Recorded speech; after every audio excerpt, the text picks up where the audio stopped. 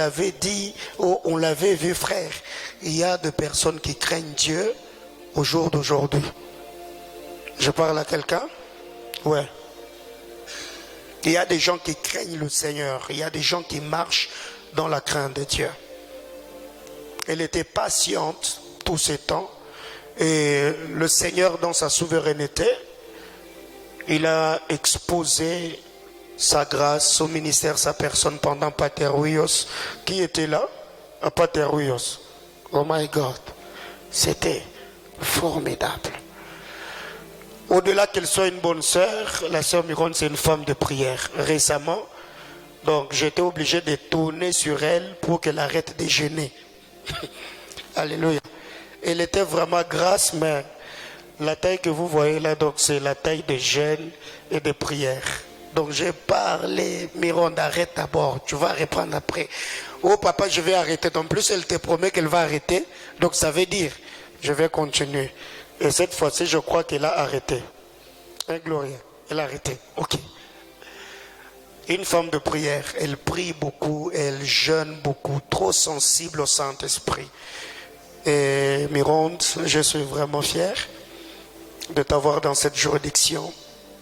Je ne regrette pas pour la merveilleuse personne que tu es, le témoignage que tu as, ton bon cœur, ta patience, ton humilité, ta serviabilité, ton dévouement.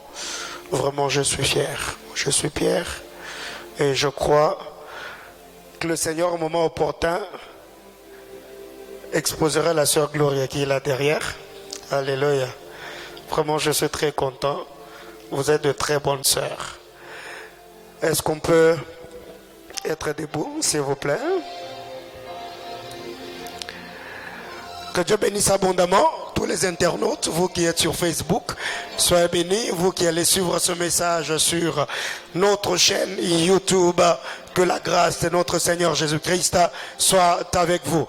Pendant que la bergère Mironde est en train d'avancer, est-ce que l'on peut acclamer le Seigneur?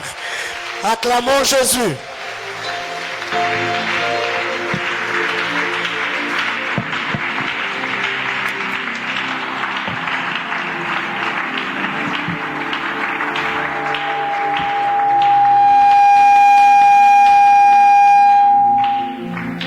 Bonsoir, peuple de Dieu.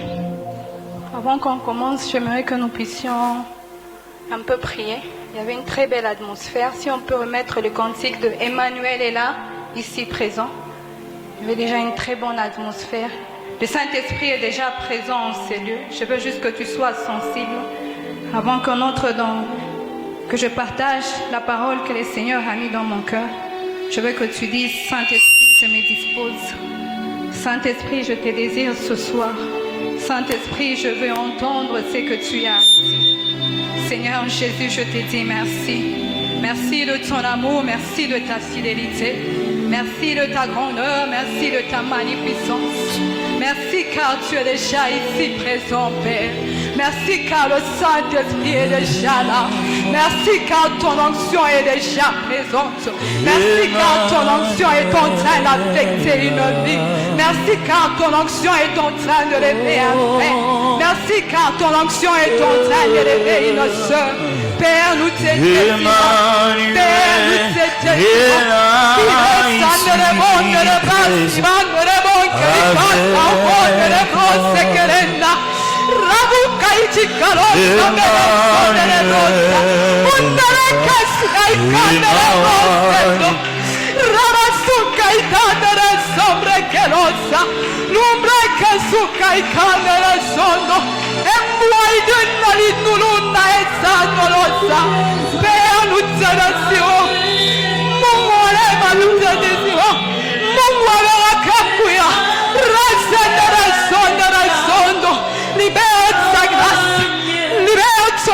ce soir, visite ton peuple, Père. Parle à ton peuple, Père.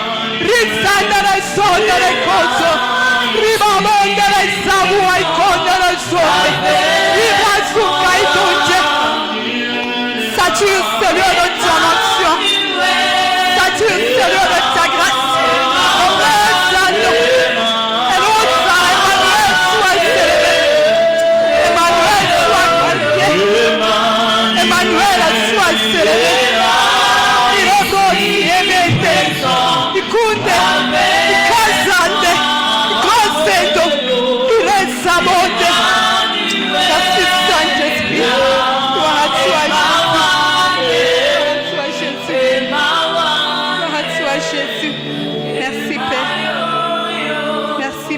Ta grâce. Père, que je me taise et que tu parles. Père, que je me taise et que tu parles. Saint-Esprit, je me commande à toi et à ta grâce. Merci Jésus. Gloire, honneur à toi. Au nom de Jésus-Christ. Amen.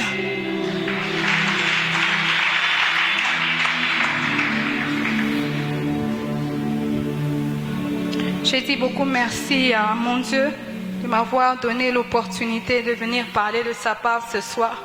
C'est une grâce de parler de la part du Seigneur. C'est une responsabilité, mais c'est un privilège et une responsabilité en même temps. J'ai dit merci à ces dieux merveilleux, à ces dieux qui fait des choses inouïes. J'ai dit merci à vous, Papa, pour cette grâce, pour votre assistance, pour vos conseils. Merci, Papa. J'ai dit merci à maman Patty, je sais qu'elle nous suit de la maison. Je lui fais un grand coucou. J'ai dit merci aux administrateurs. J'ai dit merci aux bergers, aux vice-bergers. J'ai dit merci aux ouvriers. Et j'ai dit merci à toi qui es là jour pour jour. Ça fait, aujourd'hui c'est le 18e jour, 17e jour. Tu es là chaque jour, tu viens chercher la face de l'Éternel. Que le Seigneur se souvienne de toi et que le Seigneur t'accorde ta grâce. Nous allons lire les versets bibliques d'aujourd'hui. J'ai 4 chapitres à lire. Nous avons 4 chapitres à lire. Il y a Actes des Apôtres, le chapitre 7, du verset 54 au verset 59. Et nous avons Genèse 2, de 7 à 17, 3, 9 à 11. Il y aura Actes des Apôtres 16, 23 à 34, 1 Roi 12, 25 à 30. Le premier, on peut honorer la parole du Seigneur. Après, je vais lire les autres. Vous pouvez vous rasseoir.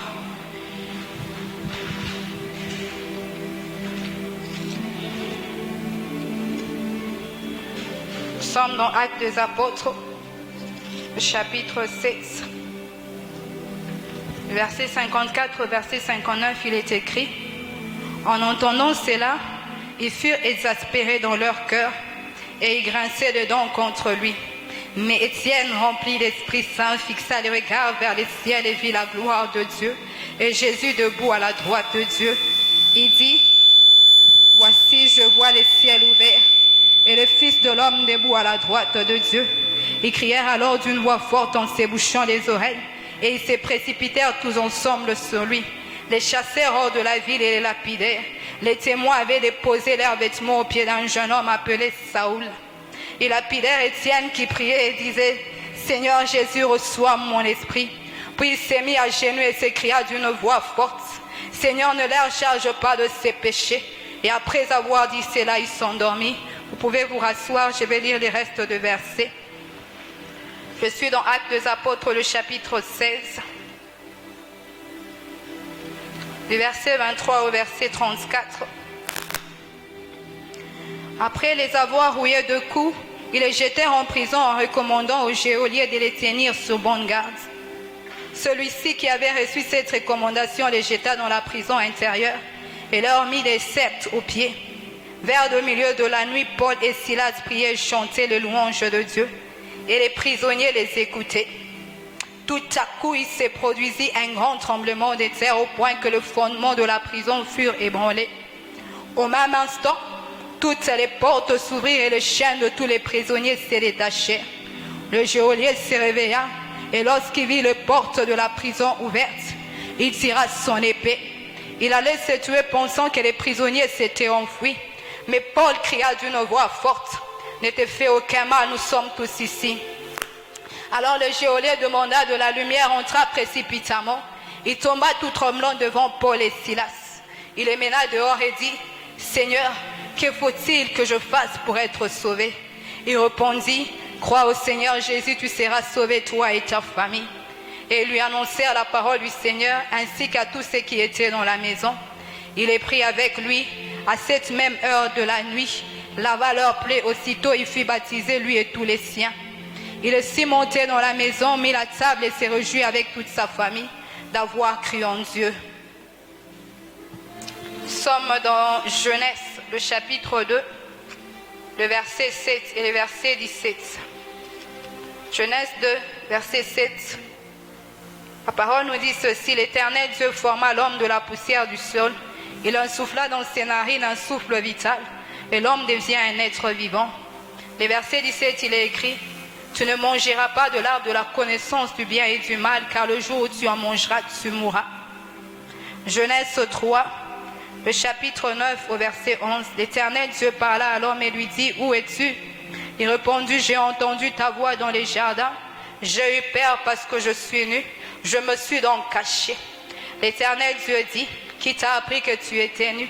Est-ce que tu as mangé de l'arbre dont j'étais défendu de manger? Notre dernière lecture, elle est dans 1 Roi.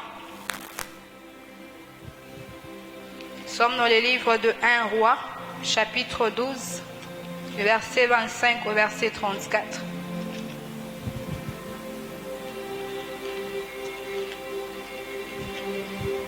1 Roi, chapitre 12, du verset 25 au verset 34, la parole de l'Éternel nous dit, au verset 30, Jéroboam bâtit Sichem dans le mont Ephraïm et il habita.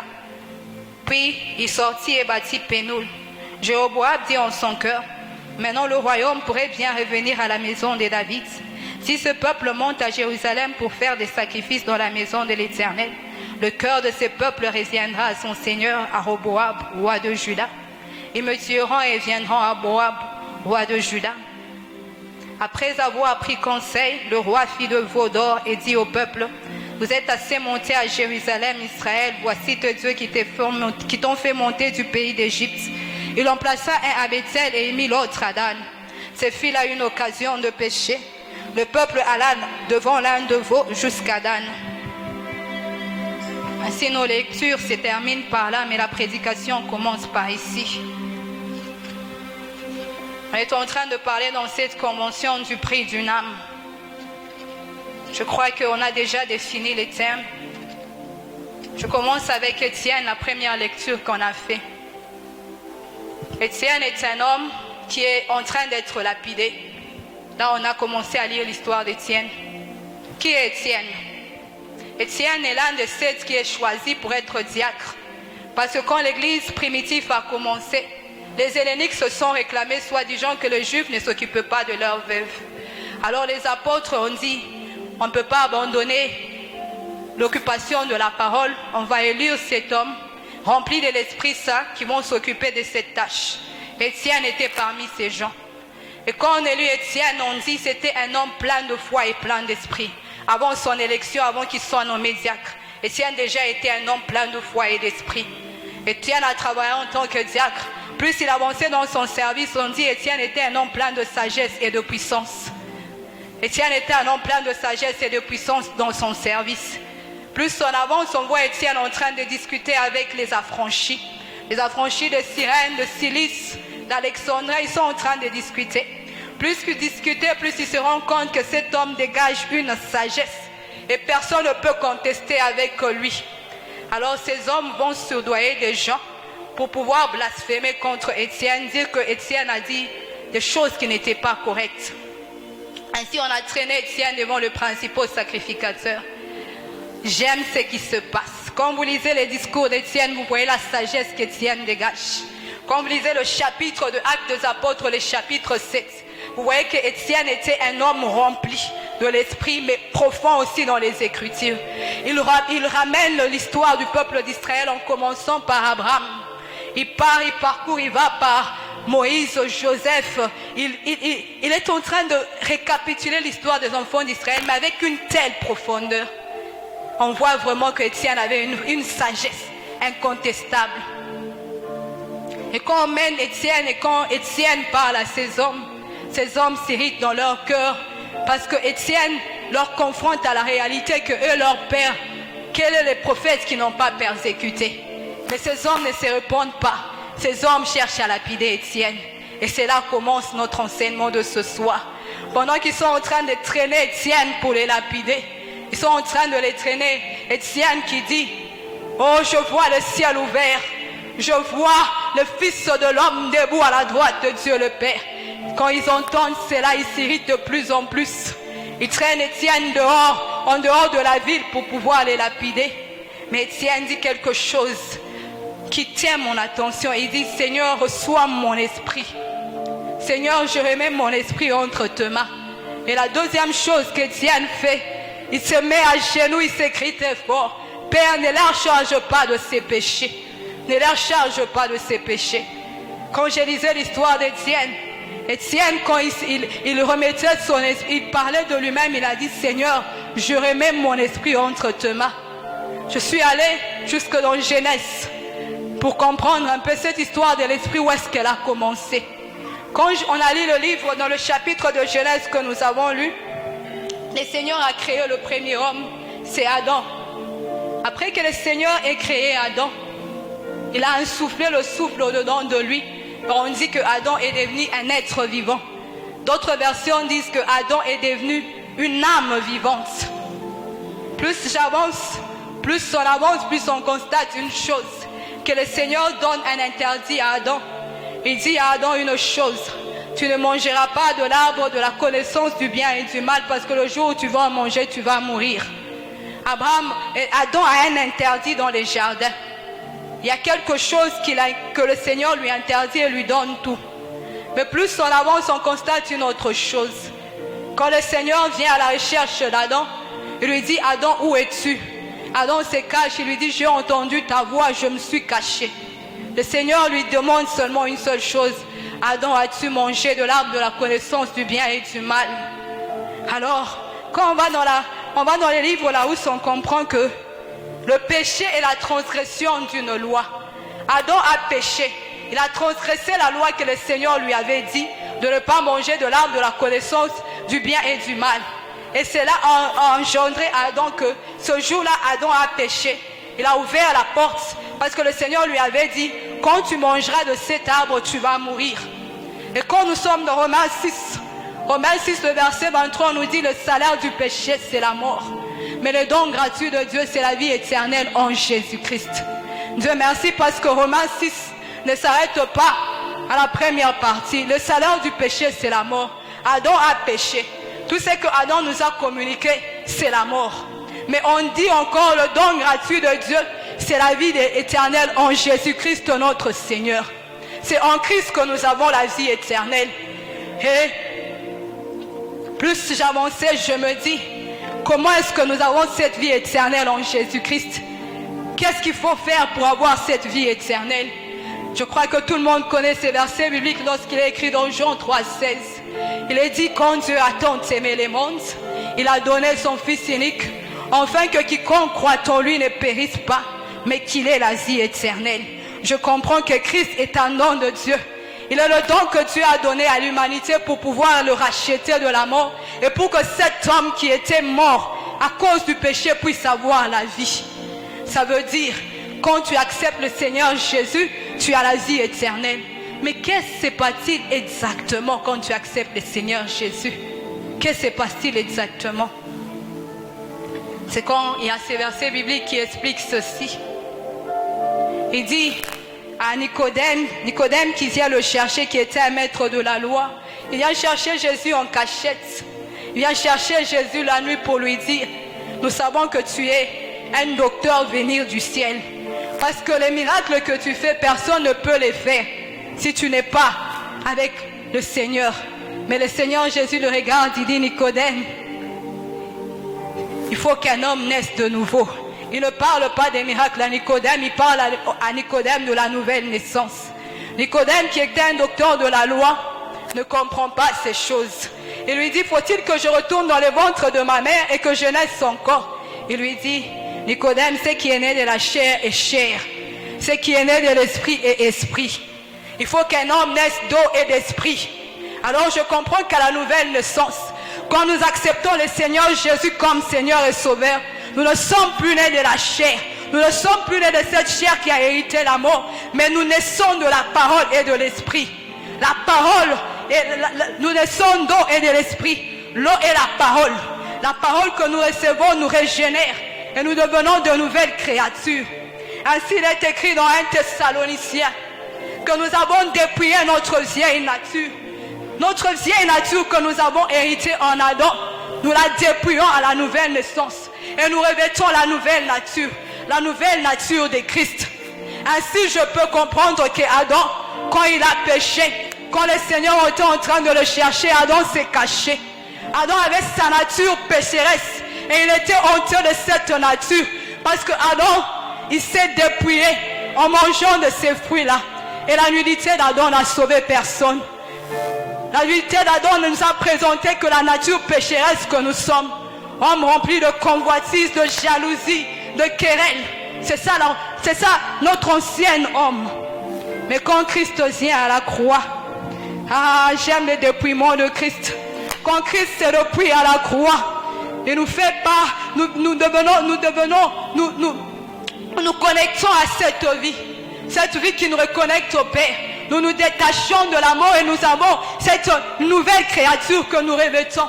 La nouvelle créature qui est remplie de l'amour, de la joie, de la paix, de la sérénité. De la sérénité.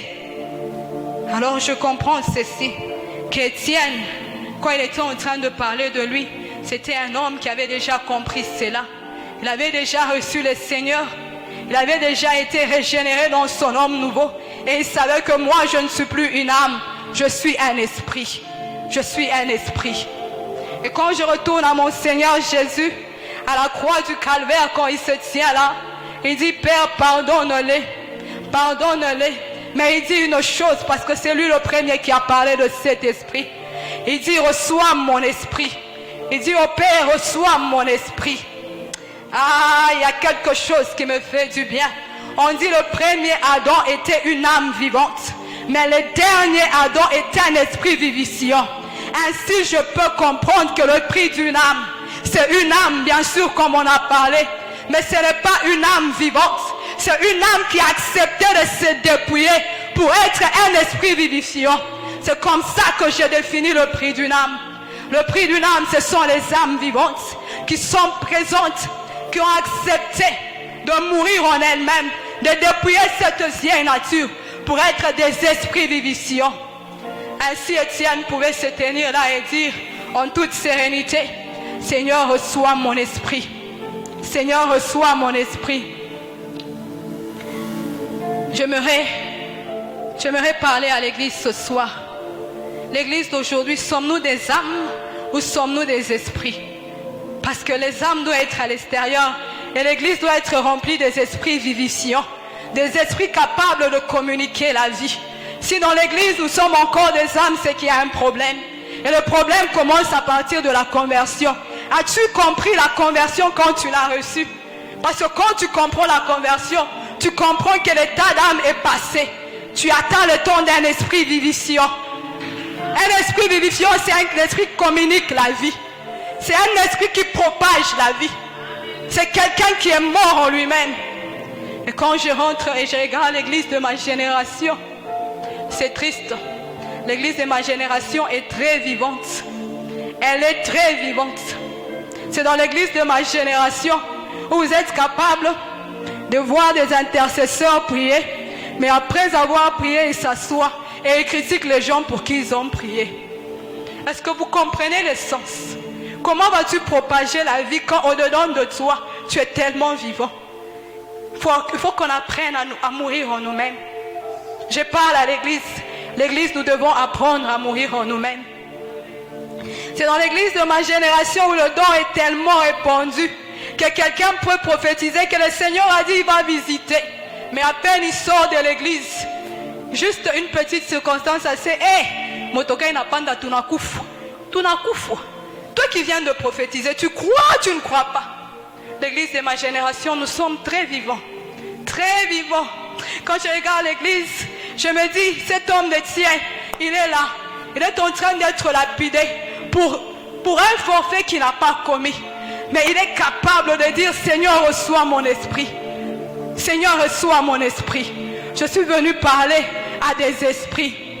Je suis venu parler à des esprits. Si tu étais encore une âme vivante, je te demande d'arranger avec le Seigneur. Parce que non, les âmes sont à l'extérieur. À l'église, nous avons des esprits vivifiants, des esprits qui communiquent la vie. Ainsi, je peux comprendre que il n'y a pas de Saoul sans Étienne. On ne parle que de ce jeune homme quand Étienne accepte de se dépouiller. Étienne accepte de mourir. C'est ainsi que Saoul paraît. Je peux comprendre, je peux aller même plus loin, exagérer, pour dire l'âme de Saoul, pour qu'elle soit libérée, il a fallu la mort d'Étienne. Pour qu'on parle d'un Paul, il fallait qu'un Étienne meure. Il fallait qu'un Étienne meure. Étienne a dit, Père, ne leur charge pas. Ne leur charge pas de ces péchés. On n'a pas cité tous ces hommes. On a parlé d'un seul homme, un Saoul. C'est ce jour-là que Saoul est né. Parce qu'Étienne a accepté de mourir. Mais il n'est pas laissé là pour dire, Seigneur, reçois mon esprit. Il a dit, Seigneur, pardonne-les. Parce qu'il a dit, je vois le Fils de l'homme debout. Quand on voit le Fils de l'homme debout, il est écrit, quand Dieu s'élève, ses ennemis se dispersent. Il était dans un état de combattre. Étienne dit, Seigneur, non. Il y a une drache qui a de la valeur ici. Il y a une âme qui a de la valeur ici. Non, je ne veux pas. Je ne veux pas. Pardonne-leur. Moi, je sais là où je vais. Je viens vers toi. Mais ces gens vont périr. Ces gens vont périr. Étienne a agi dans une dimension de l'esprit. Dans une dimension de l'esprit. Le Seigneur, quand il se retrouve à la croix de Golgotha, il dit, Seigneur, pardonne-les. C'est la dimension qu'Étienne a agi. Il a agi comme le Christ. Il a agi comme le Christ. Comme je le disais, il n'y a pas de Saoul sans Étienne mort. Église du Seigneur, quand nous sommes encore vivants, nous laissons des Saoul et des Paul en dehors de l'église. Quand nous sommes vivants, il y a des draches qui meurent. Je crois qu'on a parlé de la drache, de cette femme qui cherchait la drache. Je ne veux pas m'hasarder sur ça. Quand je parle de la drache, je parle d'une âme. Il y a des âmes qui meurent comme des Saoul quand nous sommes vivants. Mais quand nous acceptons de mourir, les Saoul sont atteints. Les Paul sont atteints. Saoul, c'est un homme qui a un tel zèle de persécuter l'église au point d'aller demander au souverain sacrificateur lui-même la lettre. Aucun des apôtres n'était prêt à évangéliser Saoul. Même quand il s'est converti, il n'y croyait pas. Il n'y croyait pas. Mais quand un esprit est en terre, il y a un autre esprit qui s'élève. Dans Saoul est caché Paul. Dans Saoul est caché ce Paul. Je ne sais pas si le Nouveau Testament sur les épîtres de Paul serait complet. Ce Paul a fait des choses spectaculaires. Ce Paul a fait des choses merveilleuses. Quand on parle des voyages missionnaires de Paul, vous voyez combien Dieu l'a utilisé. Vous voyez combien Dieu a utilisé cet homme. Saoul est un épée, mais il est entre la main de qui? Il doit être dans la bonne main. Parce que c'est un nom, il a un zèle. Il doit être dans la bonne main. De Saoul doit découler un Paul. D'un Paul doit découler les épîtres. D'un Paul doit découler un homme qui doit aller parler de l'évangile. J'aimerais que tu comprennes que tant que tu es vivant, il y a des draches qui meurent. Il y a des Saoul qui ne seront jamais de Paul. Il faut que nous apprenions à mourir en nous-mêmes. Il faut que nous apprenions à nous dépouiller du vieil homme. Il faudrait qu'on apprenne cela. Je reviens à Christ. Christ, avant de monter à la croix, il dit à Simon, Simon, Simon, le diable t'a réclamé pour te gribler comme du blé. J'ai prié pour toi. Quand tu seras affermi, d'autres versions disent quand tu seras sauvé, affermis tes frères. Simon, c'est un frère. Quand Jésus lui dit non, maître, pas moi. Moi jusqu'à la mort. Le truc, c'est que Simon, tu n'as pas compris. Le Seigneur a déjà vu, il lui dit, aujourd'hui, avant que le coq chante 2 fois, je te donne les signes, tu vas me renier 3 fois. Simon se croit fort.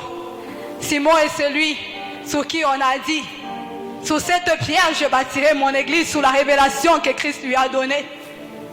Simon, c'est celui à qui le Seigneur a dit, je vous donne le pouvoir. Il est parti la chasser de moi, les choses se sont faites telles.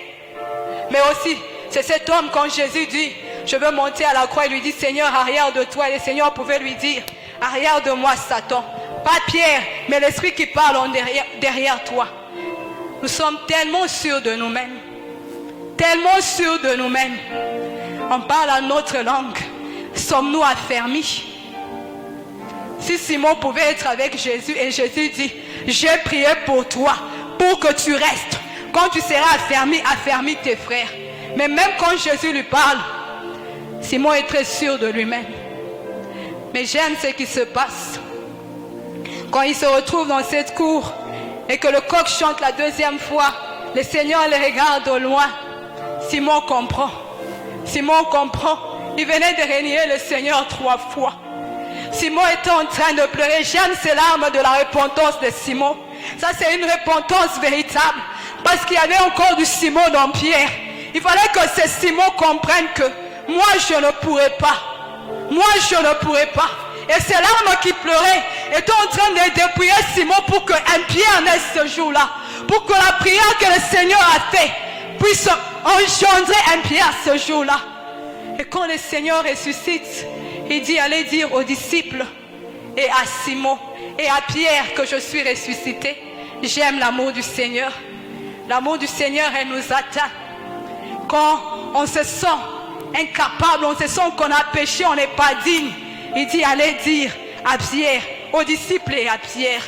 Et quand il parle à Pierre cette fois-ci, il dit, Pierre, m'aimes-tu? Pierre, m'aimes-tu? Pierre, m'aimes-tu?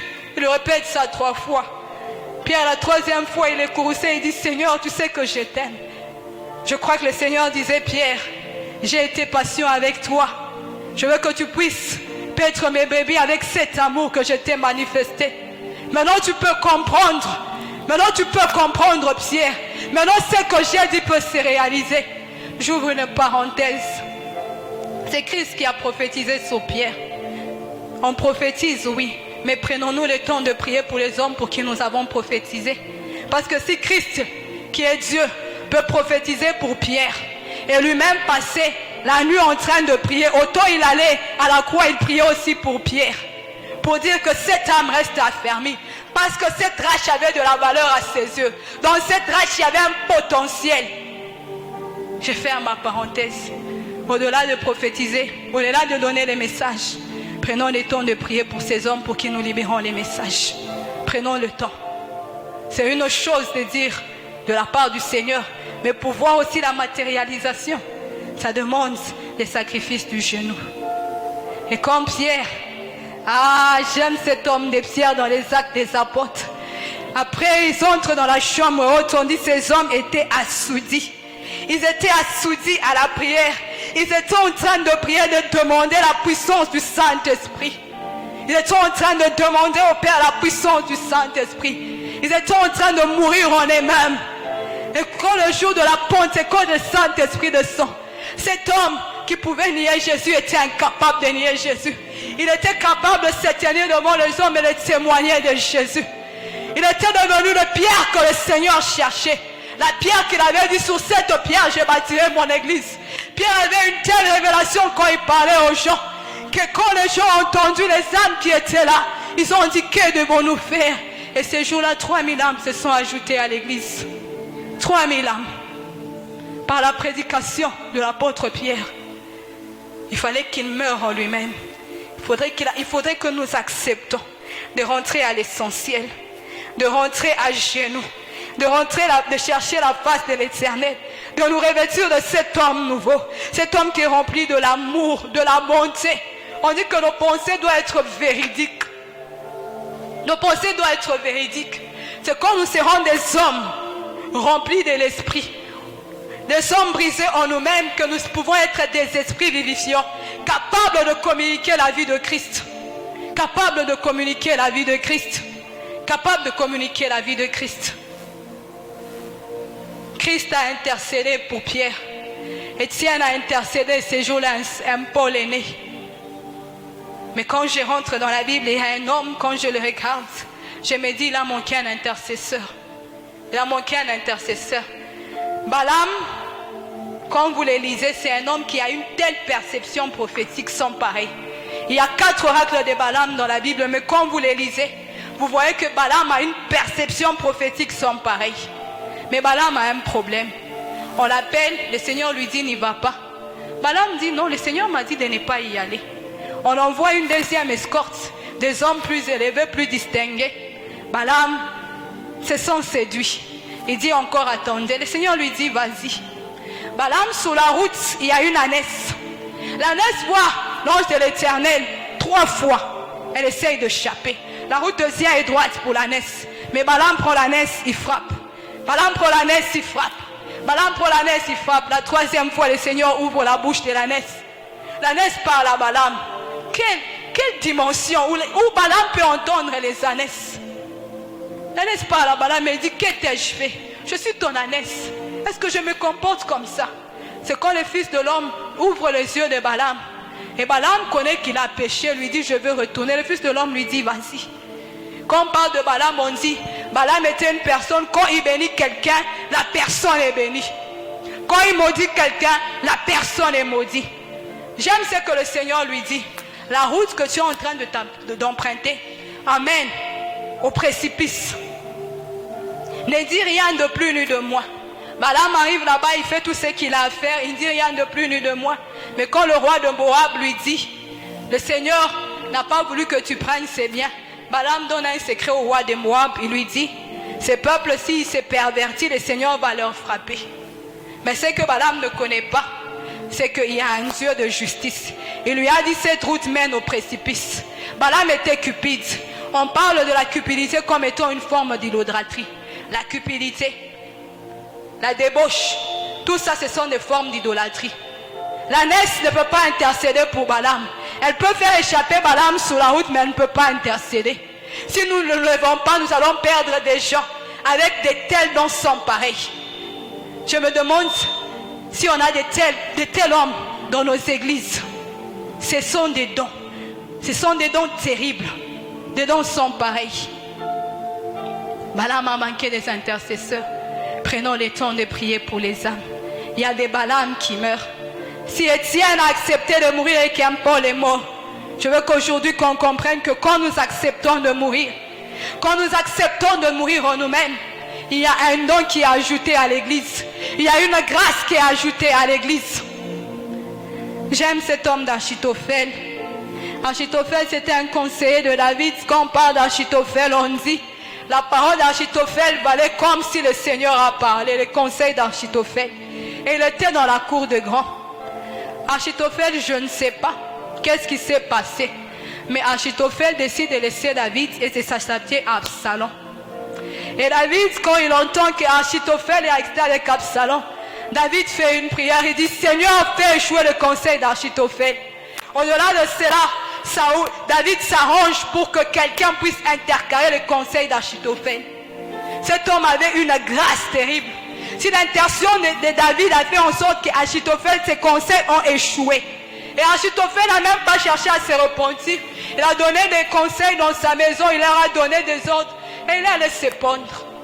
Il y a des âmes qui se pondent chaque jour. Prenons le temps de mourir en nous-mêmes, afin que ces âmes puissent vivre. Je suis venu parler à des esprits. Sommes-nous des âmes ou sommes-nous des esprits? Cet homme est venu au bon moment. Il vient interpeller quelqu'un. Il vient interpeller une personne pour lui dire, es-tu une âme ou un esprit vivifiant? Tu communiques la vie autour de toi. Qu'est-ce que tu communiques? Quelle est la chose que tu communiques? L'église doit rentrer. Elle doit rentrer à ses premiers principes. Elle doit rentrer à cet amour, l'amour du Seigneur. L'amour qui est capable d'accepter, de pardonner quelqu'un qui te lapide, de pardonner quelqu'un qui te fait du mal. Parce que tu sais que cette rachat a de la valeur. Et que dans cette rachat, le Seigneur a déjà investi un potentiel. Il y a des potentiels que l'on va découvrir. Que si on se dépouille, on s'abandonne au Seigneur, on va découvrir des potentiels terribles. Sinon ces potentiels vont périr. Sinon ces potentiels vont périr. Le prix d'une âme, c'est une âme. Mais quelle âme? L'âme qui accepte de mourir pour être un esprit vivifiant. L'âme qui accepte de mourir pour être un esprit vivifiant. Quand on est un esprit vivifiant, on est capable d'affecter toute une famille. On est capable d'impacter toute une famille. Je vois l'apôtre Paul dans les Actes des Apôtres. Les Actes des Apôtres, le chapitre que nous avons lu, l'apôtre Paul se retrouve à Philippe de Césarée. C'est le Seigneur, le Saint-Esprit qui lui a conduit à cet endroit. après avoir chassé l'esprit d'une femme, de Python, une femme qui était en train de parler, on les a mis en prison. On a mis l'apôtre Paul en prison. L'apôtre Paul se retrouve avec Silas en prison. J'aime ces hommes. Quand les hommes deviennent spirituels, ils arrêtent de murmurer quand il y a des problèmes. Ils comprennent qu'au-delà de problèmes, il y a un projet de Dieu. Ils comprennent qu'au-delà des circonstances, Dieu est en train, il se cache quelque chose. Ces gens-là sont capables pendant la nuit, attachés dans une prison. Ils ne sont pas en train de se lamenter. Ils faisaient ce qui était juste. Ils faisaient ce qui était correct. Mais que fais-tu quand tu as un problème? Nous murmurons beaucoup. Nous sommes là sur notre couche et nous avons ces psaumes qui nous accompagnent, soi-disant. Quand je me couche, c'est les larmes qui m'accompagnent. Je me retourne, je suis sur ma couche pleine de larmes. Mais Saoul et Silas n'étaient pas comme ça. Paul et Silas n'étaient pas comme ça. À minuit, au milieu de la nuit, on parle de minuit au milieu de la nuit. Quand le milieu de la nuit arrive, et ils se mettent à chanter. Ils se mettent à célébrer le Seigneur. Seuls des hommes qui sont des esprits peuvent faire cela. Ils peuvent célébrer le Seigneur au-delà de chaînes. Seuls des hommes qui sont des esprits peuvent aller dans cette dimension. C'est triste d'arriver en l'église. On est pendant le temps de l'adoration. On est pendant le temps de la louange. On constate que les gens sont en train de frimer. Et ils étaient en prison, avec des chaînes à la main. À minuit, ils ne se lamentaient pas. Ils murmuraient, ils chantaient. Toi dans le temple, on chante, tu es assis. On célèbre, tu es assis. On prie, tu t'étais. Comment veux-tu apporter un réveil avec cet état d'esprit? Comment tu penses que le Lubumbashi va se réveiller en étant dans cet état d'esprit? Saoul et Silas étaient en train de chanter. Ils chantaient les louanges de l'Éternel. Ils étaient en train de chanter. J'aime ce qui se passe. Quand mon Seigneur le voit en train de chanter, il dit, ces hommes tronçons, quand on est esprit, quand on est spirituel, le Seigneur agit dans une manière. Et quand il agit dans une manière, le Seigneur produit du surnaturel. Il produit du surnaturel. Et ce surnaturel avait un but et un objectif. Les portes de la prison, tous se sont ouverts. Les prisonniers les attendaient. Les chaînes se sont brisées. Les geôliers qui étaient endormis se réveillent. Le monde est endormi. Le monde, il est endormi. Quand il se réveille, lui, il voit seulement l'état de la chose. Il prend l'épée, il veut se donner la mort. Le monde est endormi et chaque jour, il y a des gens qui meurent comme ça. Mais j'aime, parce que Saoul, de là où il était, il lui dit, ne te donne pas la mort, nous sommes tous ici. Comment se fait-il qu'il y ait des prisonniers, des gens qui sont arrêtés pour des causes, mais quand le Seigneur descend, les chaînes sont libérées, les portes sont libérées, ils ne sortent pas. C'est seulement la puissance surnaturelle qui peut faire cela. C'est seulement la puissance de l'esprit qui peut faire cela. Et quand les geôliers regardent cela, ils disent non, ça, c'est Dieu. Il y a un Dieu ici, il y a quelque chose de surnaturel.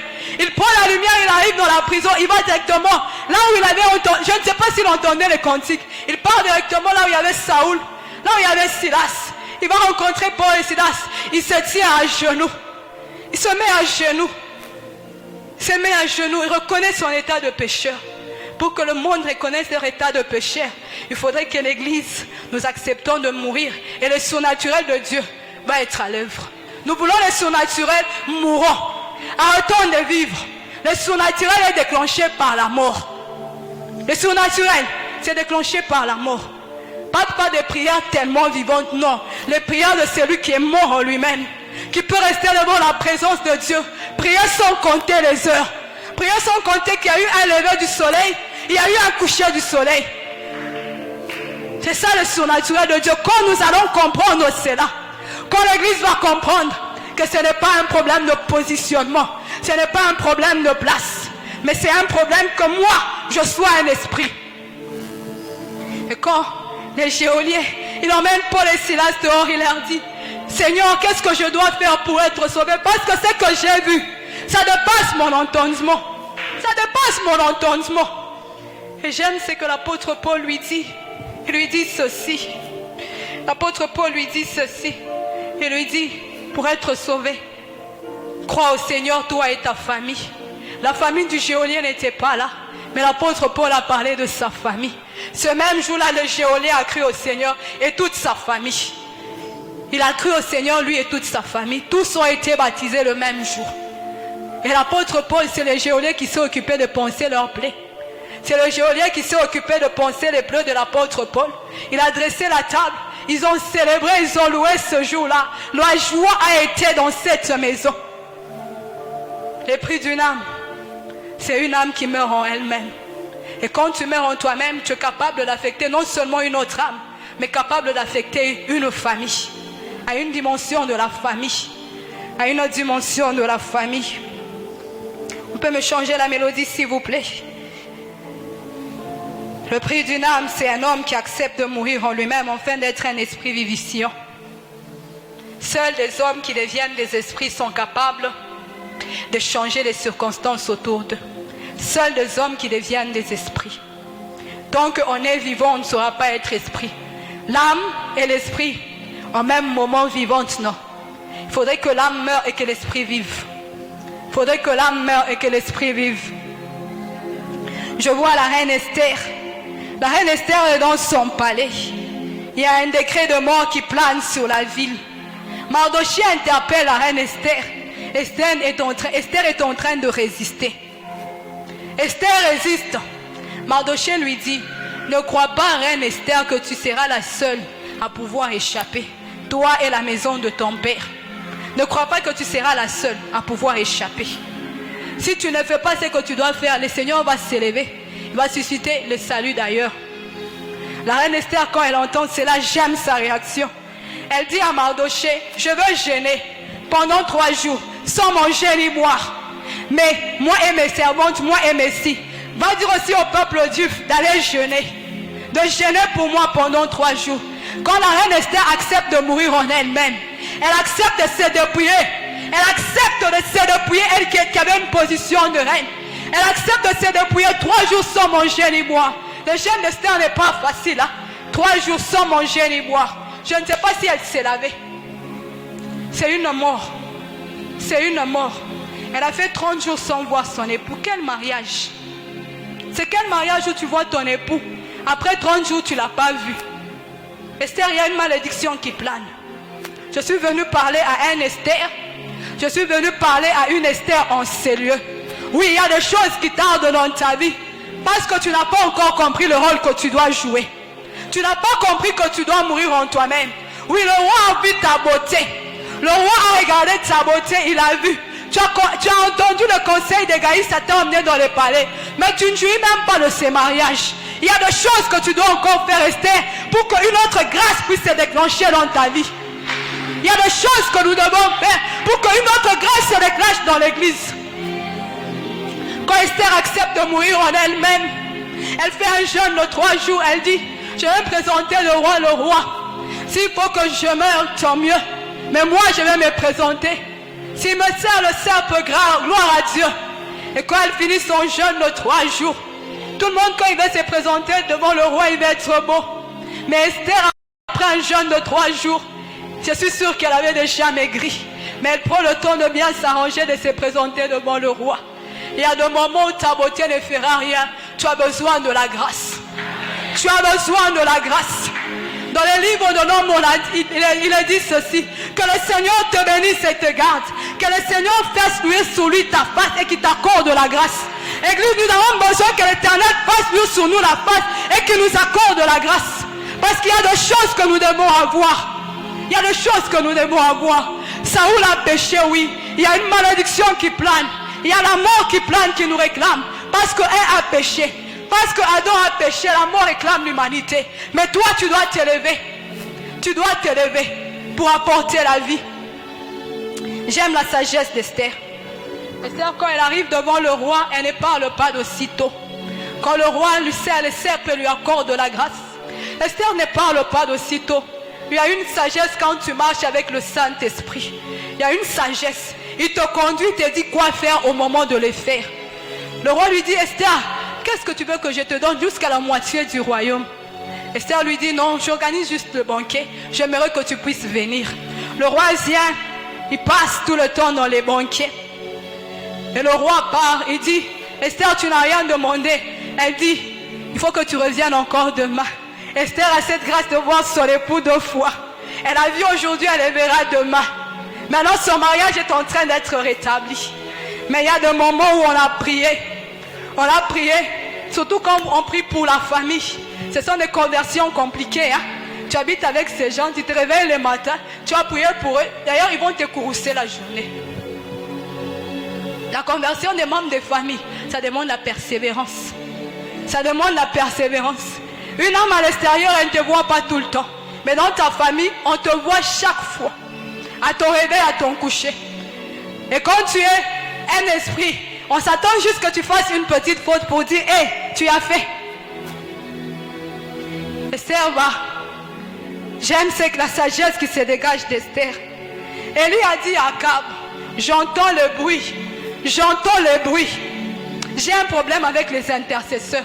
On entend trop le bruit. On entend juste le bruit, on s'arrête là. On entend juste le bruit et on s'arrête là. Mais quand Élie dit à Akab, j'entends le bruit de la pluie, il dit à Akab, monte, mange et bois. Élie reste. Il va chercher la face de l'Éternel. Élie entre dans une position de prière sans pareil. La tête entre les pieds pour la pluie. Pour la pluie, même pas pour l'église, pour la pluie. Il entre dans une position de prière. Il envoie 7 fois son serviteur pour lui dire, qu'est-ce que tu vois? Il envoie son serviteur revient, il dit, Élie, je n'ai rien vu. Élie continue à prier. Il envoie son serviteur et lui dit, que c'est 7 fois. 7 fois, quelle persévérance Élie. Il dit, j'ai entendu la pluie, mais je dois voir plus que la pluie. Quand son serviteur vient, il lui dit, il y a une main, la paume de la main.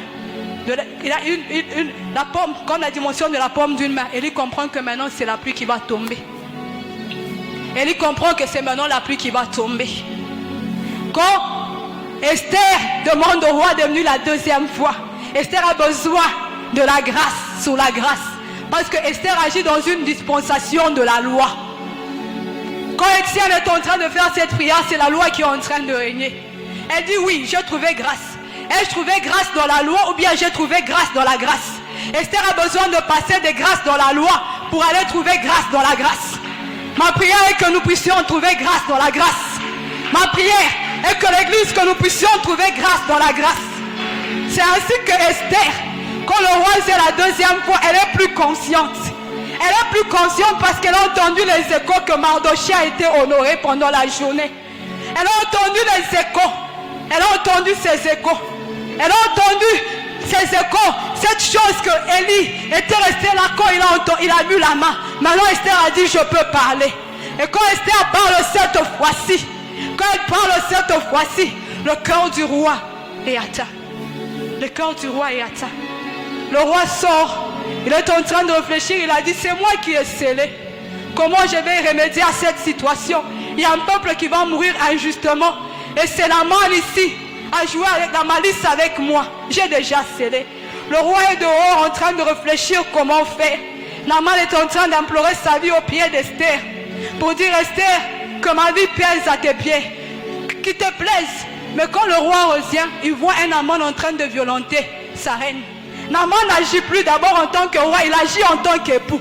Ce jour-là, le mariage d'Esther est restauré. Ce jour-là, le mariage d'Esther est restauré. Quand tu comprends ce que le Seigneur attend de toi, il y a des choses pour lesquelles tu n'as plus besoin de prier. Les portes vont s'ouvrir.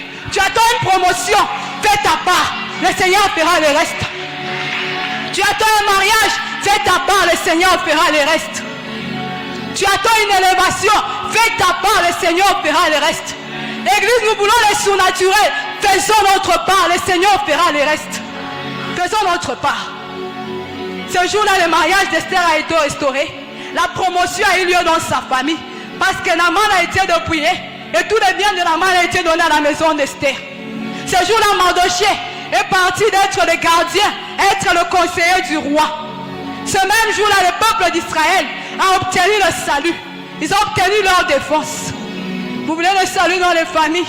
Mourons nous-mêmes pour que nos familles reçoivent le Seigneur Jésus.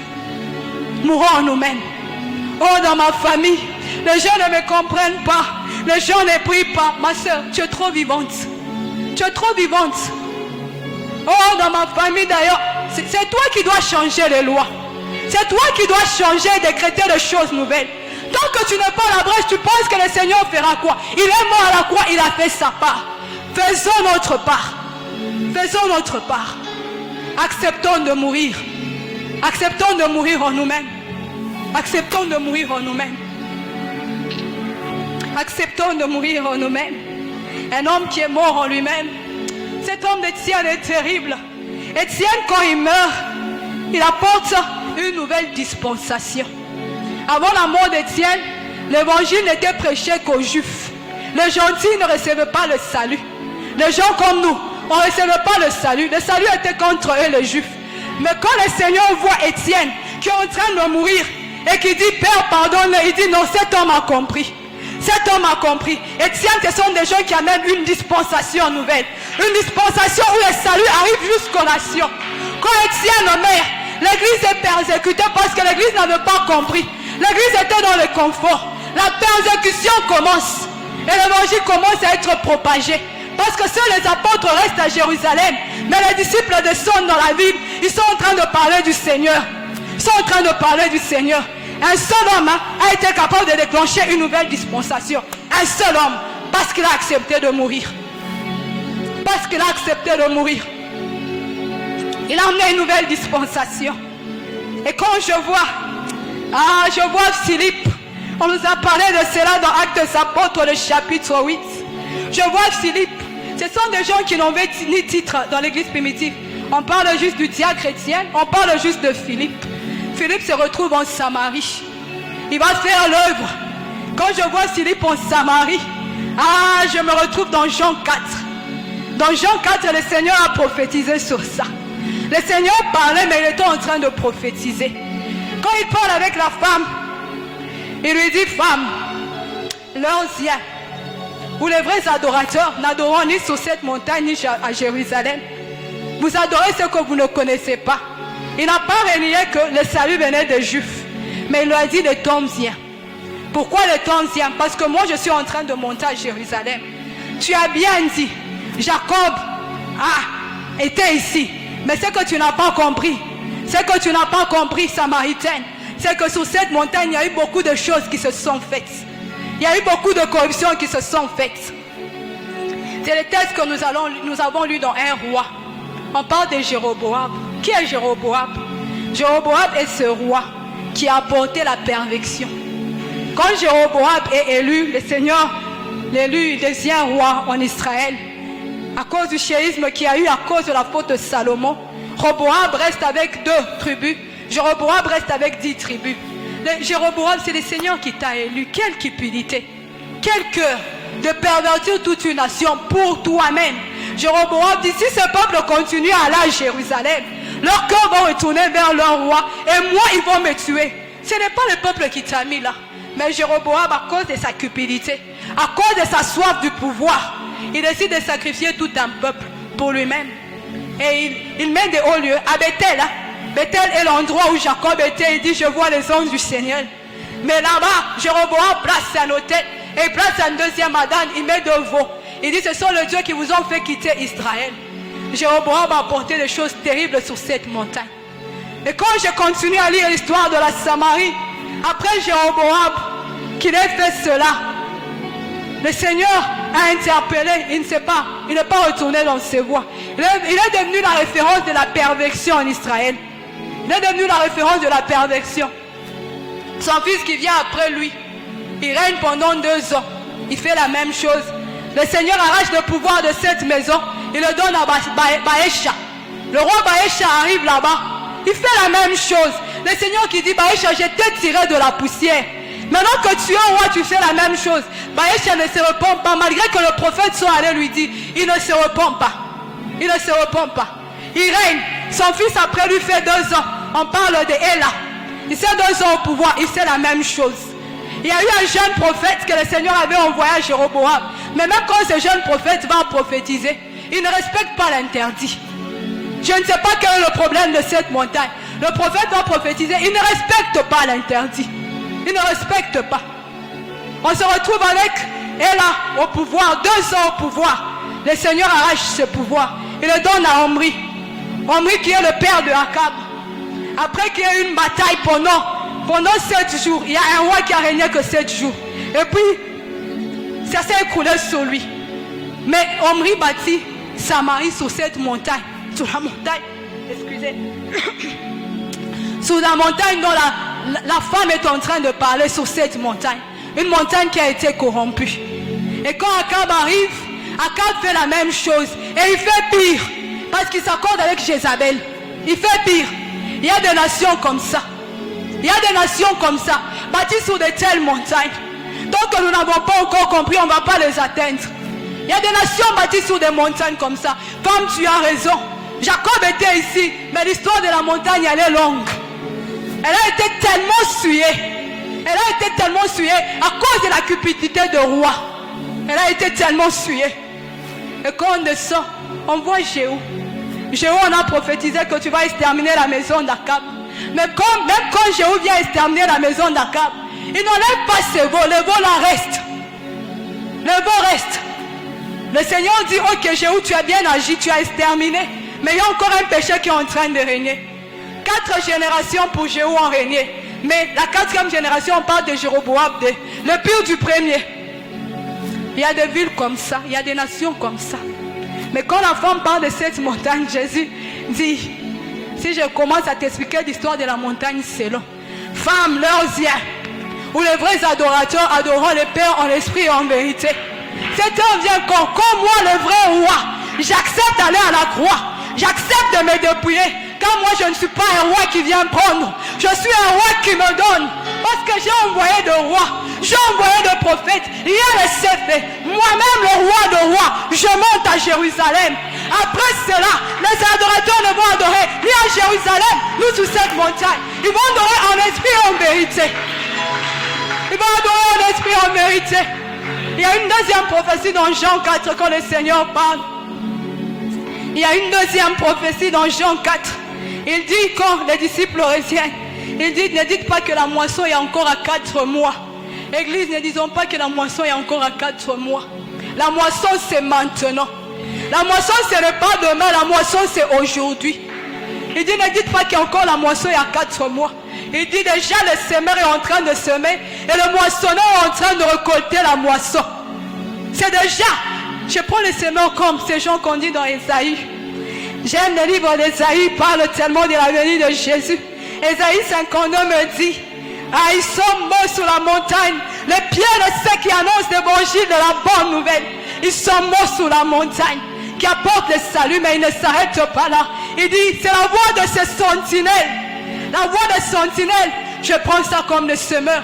Les sentinelles prennent le temps de prier, de mourir en eux-mêmes, de placer leur semence. Et le moissonneur, bon, il prend. C'est ce que le Seigneur disait dans Jean 4. Il disait, moi je vais mourir. Mais il y aura des ouvriers qui viendront ici pour moissonner. Et quand Philippe se retrouve là, Philippe est en train d'accomplir une prophétie. Le Seigneur n'avait pas besoin de dire je prophétise. Le Seigneur prophétisait dans Jean 4. Quand vous voyez les œuvres de Philippe en Samarie, ah c'est terrible. C'est terrible, il y a des conversions terribles. Église, nous voulons le surnaturel. Apprenons à marcher comme des hommes esprits. Arrêtons de marcher selon la chair. Prenons le manteau de l'esprit et marchons selon l'esprit. Il y a des écrits qui sont dans la Bible, on n'a pas besoin de dire ainsi parle l'Éternel. Ce sont des prophéties. Ce sont des prophéties. Et quand nous sommes dans Jean 4, nous voyons quand Jésus dit c'est le temps vient. Quand Christ est crucifié, Samarie reçoit le réveil. Et tiens, tu as bien compris, le réveil devait arriver là-bas et Samarie devait rentrer. Parce que moi, leur roi, je suis mort. Et moi, leur roi, je les revête. Si Adam les a dépouillés, moi, je les revête. Si leur roi, avant eux, les ont dépouillés, moi, je les revête. Samarie reçoit l'évangile. Samarie, c'est une ville qui se convertit tout entièrement à Dieu. Église du Seigneur, il y a des nations. Il y a des nations qui ont besoin de ça. Quand je regarde la ère de mon pays, c'est encore une grâce parce qu'il y a l'évangile. C'est encore une grâce parce que l'église peut se rassembler. Mais il y a des lieux où il n'y a pas ça. Il y a des lieux où ça ne se fait pas. J'étais dans une église, on ne se réunissait que les dimanches. On avait l'intercession une fois les mois. Une seule fois. Une seule fois les mois. Et ce pays est bouddhiste à un niveau impossible, à 98%. On est en train de s'écafouiller les villes, on est en train de s'écafouiller la place. Il y a des peuples qui meurent. Il y a des peuples qui n'ont pas entendu l'évangile de la bonne nouvelle. Il y a des peuples qui sont en train de se mourir. Et si on ne comprend pas ça, ces gens sont en train d'envahir nos vies. Chaque jour, ils viennent. On dit l'argent, c'est le pouvoir. Et ils vous accordent un travail, ils vous demandent de ne pas travailler dimanche. Ces peuples, si nous n'allons pas les conquérir, ils sont en train de venir. Et peu à peu, ils peuvent nous conquérir. Si nous ne nous levons pas et nous ne mourrons pas en nous-mêmes, peu à peu, ils vont nous conquérir. Église de ma nation, Église de ma génération, lèvons-nous. Apprenons de mourir à nous-mêmes. Nous voulons impacter. Tu veux impacter une âme, apprends à mourir en toi-même. Tu veux impacter une famille, apprends à mourir à toi-même. Apprends à être spirituel. Apprends à agir d'une manière spirituelle. Et tu vas voir le surnaturel de Dieu. Apprends à agir en esprit. Tu vas avoir le Seigneur lui-même en œuvre. Tu vas voir le Seigneur lui-même en œuvre. J'aime l'onction que je suis en train de sentir. J'aime cette onction. J'aime cette femme avec son vase d'albâtre. Chaque fois que je la lis, elle me donne un nouvel enseignement. Chaque fois que je la lis, elle me donne un nouvel enseignement. On nous a parlé de son vase. On nous a parlé de la valeur du vase. On nous a parlé de ce qui était dans les vases. Mais quand cette femme regarde le vase, elle regarde sa vie, elle se dit il y a un problème. Quand elle regarde Jésus, elle dit ça c'est le vase véridique. Ça c'est le vase véritable. Cette femme sort avec son vase pour dire Seigneur, je connais que toi, tu es le vase de Dieu et que tu vas être brisé à la croix de Golgotha. Je viens avec ce que j'ai de précieux, avec ce vase ici, je viens le briser à tes pieds pour que quand tu montes, que ma vie aussi commence à propager la bonne odeur, que ma vie aussi commence à dégager la bonne odeur.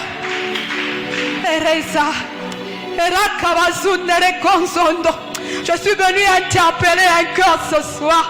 Je suis venu interpeller un cœur ce soir. Nous voulons le réveil. Apprenons de mourir à nous-mêmes. Nous voulons le réveil. Apprenons à mourir à nous-mêmes. Apprenons à agir en esprit. Et arrêtons d'être tellement vivants. Arrêtons d'être tellement vivants. Arrêtons d'être tellement vivants. Achia dit à Zorobabel, qu'est-ce que vous faites? Vous êtes en train de construire vos maisons pendant que le temple de l'Éternel n'est pas bâti. Quand on vous a fait sortir de l'exportation, on vous a retourné pour bâtir le temple de l'Éternel. Mais vous, vous êtes là, en train de bâtir vos maisons. La maison de l'Éternel est en ruine. Il dit à Zorobabel, retournez. Retournez, c'est pour cela que le Seigneur a soufflé, il y a eu la famine. Retournez, bâtissez. Et Zorobabel écoute cette parole et le peuple écoute cette parole. Il retourne pour bâtir cette maison. C'est ainsi qu'on peut dire que la gloire de la deuxième maison sera plus grande que la gloire de la première maison. Quand le peuple comprend et qu'il retourne à l'ordre du Daït, quand l'église comprend et qu'elle retourne à genoux. L'église, notre place c'est à genoux. Notre place c'est à genoux. Notre place c'est dans la prière. Notre place c'est apprendre à mourir en nous-mêmes pour que la vie de Dieu se déclenche. Pour que le surnaturel de Dieu se déclenche. On doit apprendre à mourir à nous-mêmes. Église de Dieu, je suis venu vous dire, il y a une deuxième loi qui vient. Il y a une deuxième loi. Elle est glorieuse. Elle est glorieuse cette loi. Mais elle est pour des hommes et pour les églises qui ont compris qu'on doit apprendre à mourir à nous-mêmes. Eleza ebandere konsi abando. Irebosi augunje ikandere brosendo. La sombra ikandere brusa ikondo. Père, libère sa grâce. Touche un cœur ce soir qui était tellement vivant. On sait que nous retournons tous ensemble. Là où nous devons être, Père. On sait que nous retournons tous ensemble. Là où tu nous attends, Seigneur Jésus. On sait que nous retournons tous ensemble. Là où nous devons être, Seigneur.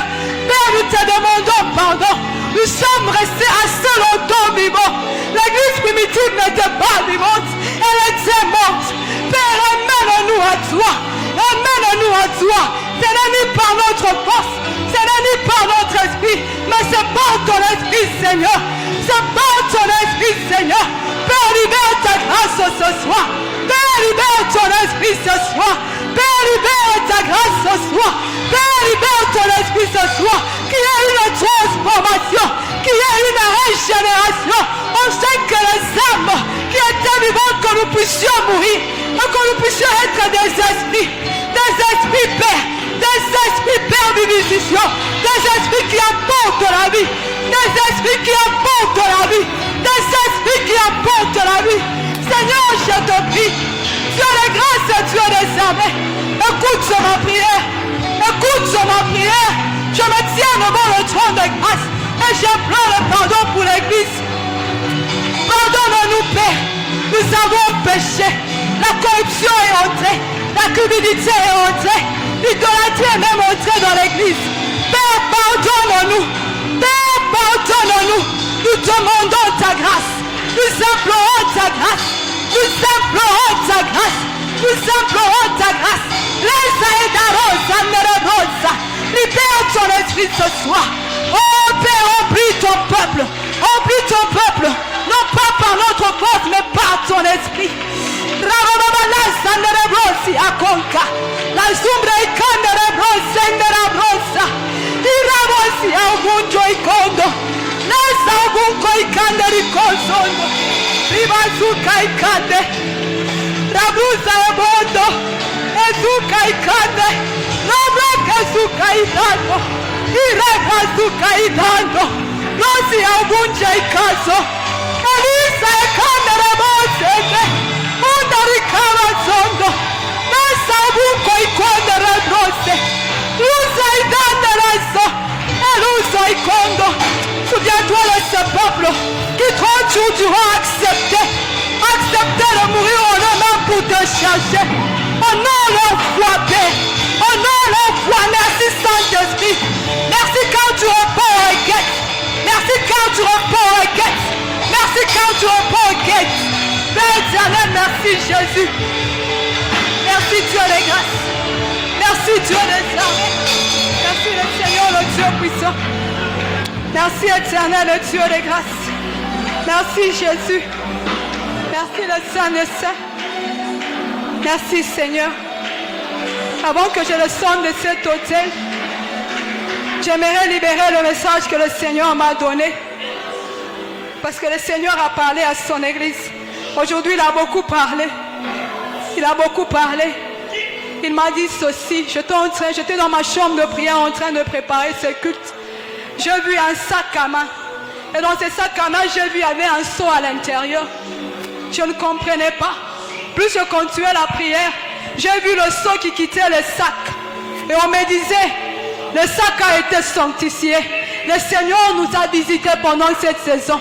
La saison nous a accordé la grâce financière. Il a dit, va dire à l'église, je leur ai accordé les finances. J'ai ouvert la porte financière. J'ai ouvert la porte financière. C'est le premier message que le Seigneur m'a donné. Le premier message que le Seigneur m'a donné. Le deuxième message, il m'a dit, ah, je les entends encore. Je les entends encore. Il a dit, il y a une nouvelle génération qu'il est en train d'élever. Il y a une nouvelle génération. J'ai vu plusieurs femmes enceintes. Plusieurs femmes étaient enceintes. Il me dit, tu vois ces bébés-là, c'est ma génération. J'ai encore une génération. Ne pense pas que tu es arrivé.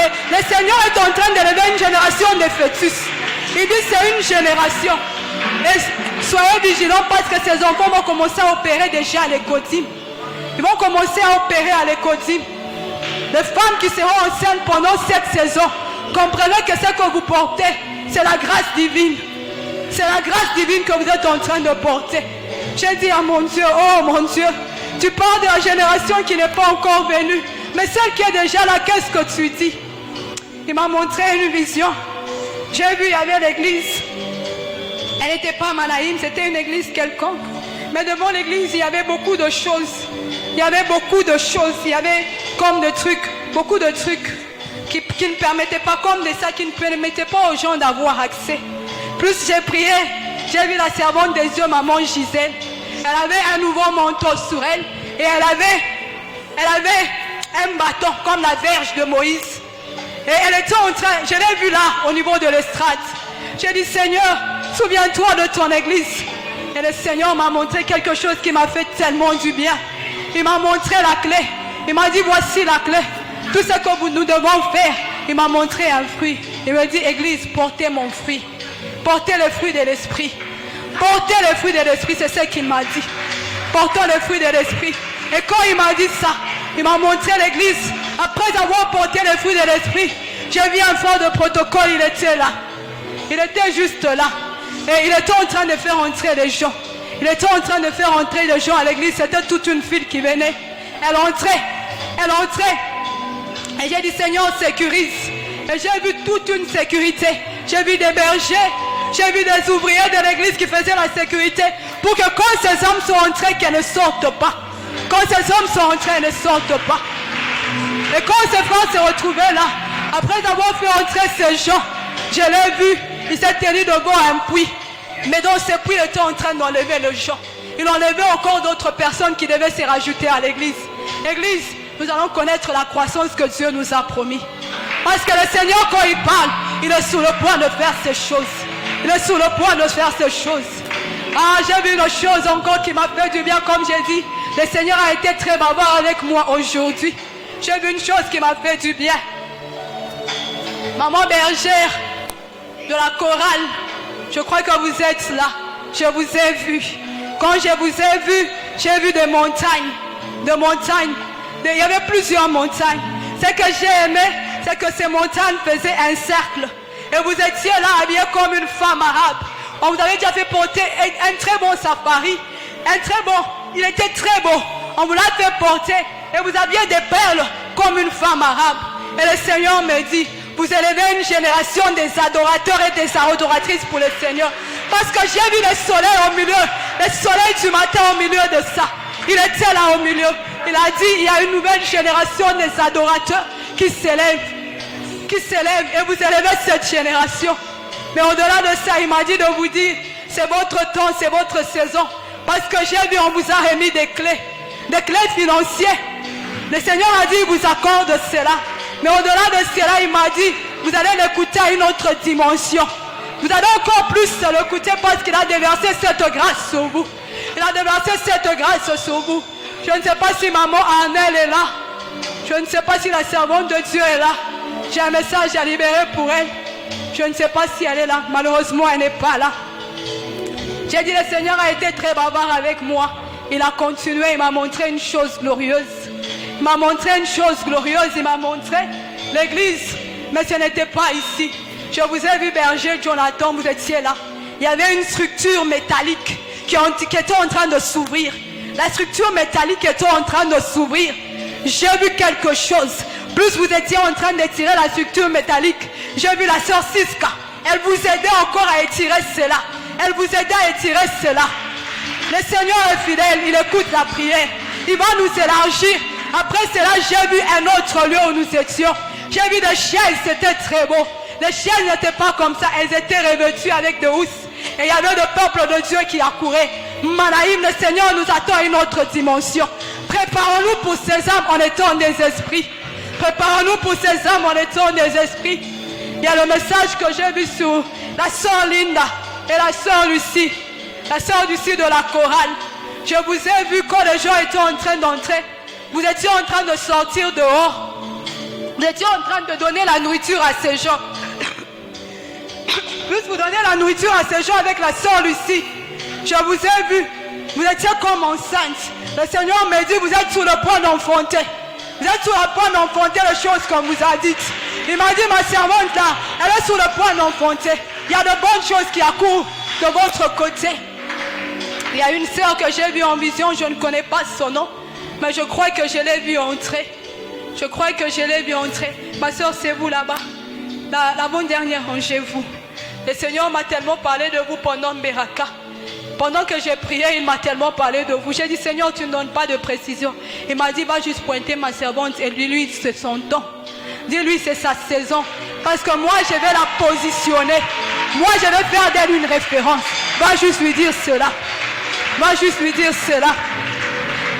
Le dernier frère que j'ai vu en vision, c'est un frère de la presse. C'est un frère de la presse, je ne connais pas son nom. C'est un frère de la presse. Je ne sais pas s'il est là le soir. C'est un frère de la presse, je ne le vois pas. Le Seigneur a demandé. Pour lui, je vais libérer malgré qu'il n'est pas là. Je crois que son berger pourra lui communiquer le message. J'ai vu ses frères. Ses frères étaient dans... Son cœur était meurtri. Il avait tellement mal au cœur. Il avait tellement mal au cœur. Mais le Seigneur a dit à ses frères, il lui a dit, tu es un Esther dans la famille. Le Seigneur a parlé pour ses frères pour dire qu'il va vivre la visitation. Il va vivre la même chose que son berger. Le Seigneur va le rencontrer. Le Seigneur a entendu sa prière. Il a vu son cœur, il a vu son service. Le Seigneur a dit, dis à ses frères aussi, c'est son temps. Je libère ces messages parce que ses cœurs étaient très meurtris. Quand j'étais en train de prier, il était très meurtri. Il y a une chose qui m'a fait du bien, c'est quand je suis entrée dans le temple. Quand je suis entrée dans le temple, j'ai vu une chose glorieuse. J'ai vu des étoiles en train de s'élever. Le Seigneur me dit, voilà ma génération. Voilà cette génération que je m'élève. Toi qui es ici en Seigneur, tu es cette étoile que le Seigneur élève. Il me dit, regarde mes étoiles que j'élève. Elles vont briller, elles vont impacter. Elles vont briller et elles vont impacter. Resandere brosiande. Lubrakabi zunja ikonzondo. Lebrusa ibunja ikandere zondo. Irebrosi abunja ikonzondo. Rebakia isandere konzo. Merci Saint-Esprit. Je vais faire une chose. S'il y a une femme qui a besoin de maternité, je ne te demanderai pas de passer devant. De là où tu es, tu vas juste élever tes mains. Parce que le Seigneur m'a dit, il y a une génération de gens qui viennent. Les femmes qui ont des problèmes de maternité seront visitées aujourd'hui. Et maman Ange, je vous ai vu le Seigneur déposer cette grâce sur vous. Il a dit, toute femme qui viendra auprès de vous avec des problèmes de maternité va enfanter. S'il y a une femme qui a un besoin de maternité dans la salle, je ne sais pas s'il y en a. Je ne vous demande pas de venir ici à la chaire. Je veux juste vous demander de vous tenir debout de là où vous êtes. Si vous pouvez balancer vos mains, afin que je sache, est-ce que vous êtes là? Y a-t-il une femme qui a un besoin de maternité? Je crois que la grâce... Maman, tenez-vous juste debout. Y a-t-il quelqu'un d'autre? Quand la grâce est libérée, ne soyez pas réticents. Ce n'est pas de moi-même que je parle. C'est pas ce qu'il m'a donné. Il m'a donné ses mandats. Dieu est de grâce. Dieu est saint. Merci. Merci Père. Merci Jésus. Merci Saint-Esprit de Dieu, car les enfants entrent dans ces seins. J'ai prié pour les femmes ici présentes et celles qui ne sont pas là. J'ai prié pour les femmes ici présentes et celles qui ne sont pas là. Oui Père, que ces enfants que j'entends à mes oreilles commencent à prendre la direction de ventre de ces femmes. Afin qu'elles enfantent cette génération. Afin qu'elles donnent naissance, Père, à cette armée dont tu as besoin. Père éternel, je le recommande à toi. Le saint message, je le confie à toi. Dieu de grâce, Dieu des armées. Merci pour cet esprit que tu as répandu. Merci pour cette grâce que tu as répandue. Que cette grâce nous accompagne et que cette grâce fasse de nous des esprits vivifiants. Père, je te rends gloire. Père, je te glorifie. Père, je te rends de multiples actions de grâce. Amen.